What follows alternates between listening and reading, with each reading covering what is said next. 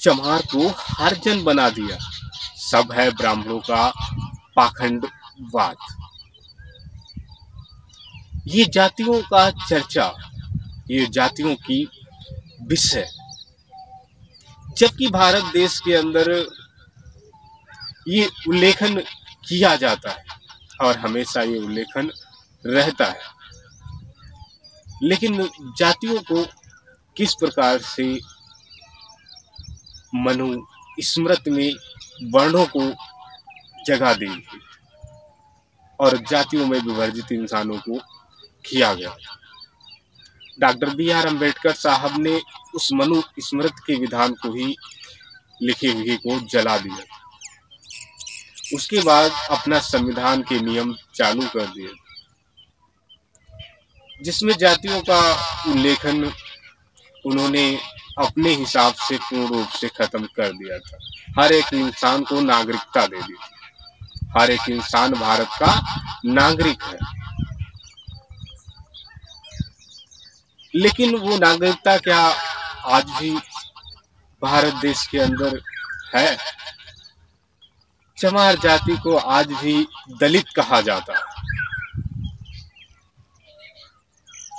जितने भी अनुसूचित जाति में आते हैं उन्हें दलित कहा जाता है,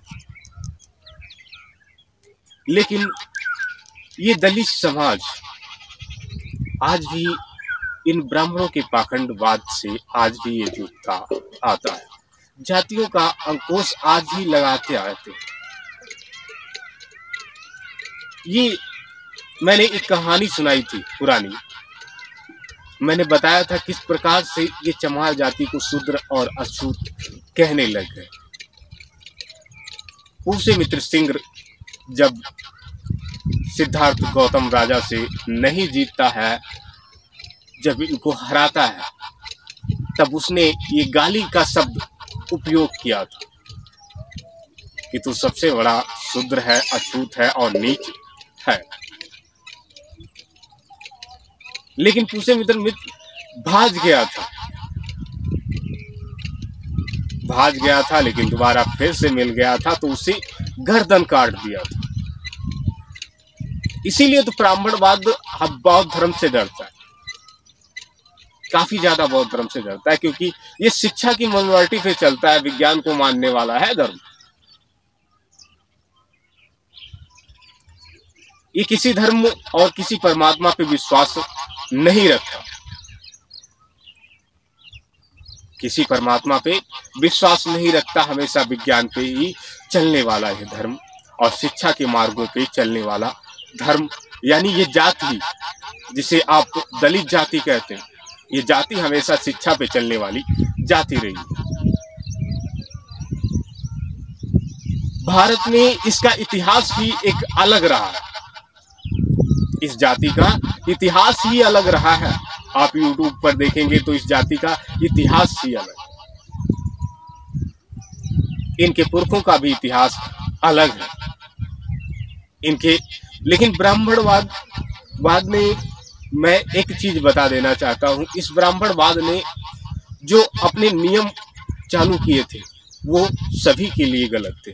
आज जितनी भी जातियां हमारी वीडियोस को देख रही हैं, तो मनुस्मृति का विधान 4 वर्णों में इंसानों को बांट करके रखा था, जिसमें अधिकार अपने ही जाति को लोगों को दिया था, यानी ब्राह्मण को ही दिया था।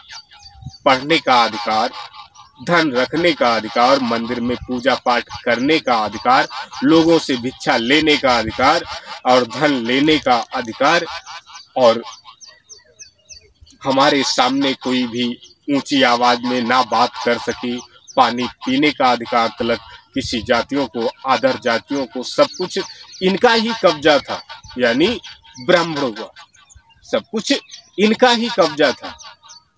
आज भी इस जाति के सामने जो छोटी जातियां जाती हैं, तो वो अपने आप को छोटा समझती हैं, चाहे वो कोई भी जाति हो। ब्राह्मण जाति को अपना गुरु समझती है और सबसे बड़ा समझती है, लेकिन सबसे बड़ा क्या है वो चमार जाति ने करके दिखाया। सबसे बड़ा कौन है? शिक्षा। सबसे बड़ा कौन है? कमेंट करके बताओ। शिक्षा, सबसे बड़ा शिक्षा।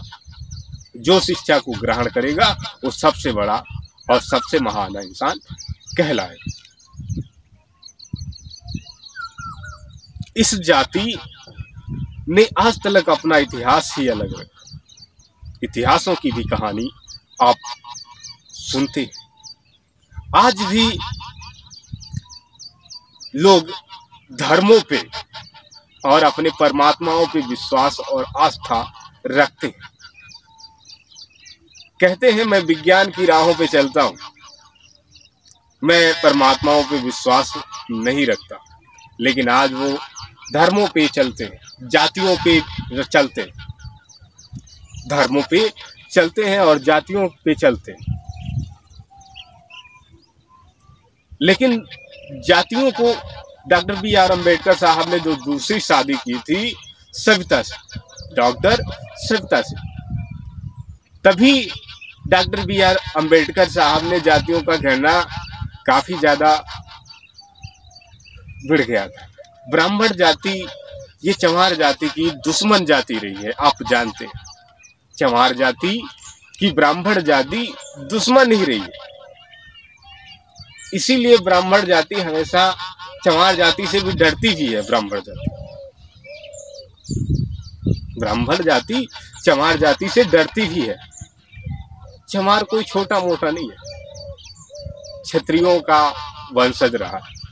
चमार कोई छोटा मोटा नहीं, क्षत्रियों का वंशज रहा है। हमारे पुरखे पढ़े लिखे रहे। राजा चम्मर सेन का शासन कहाँ तक चला आप जानते ही हैं, उनकी कहानी सुने ही है। उसके बाद अंग्रेजों का जब शासन चलता था तो चमार रेजिमेंट भी बनाया गया था, जिसमें चमार सैनिक थे। आज भी चमार काफी सारे लोग जो क्षत्रियों की तरह बिलोंग करते हैं और रहते हैं।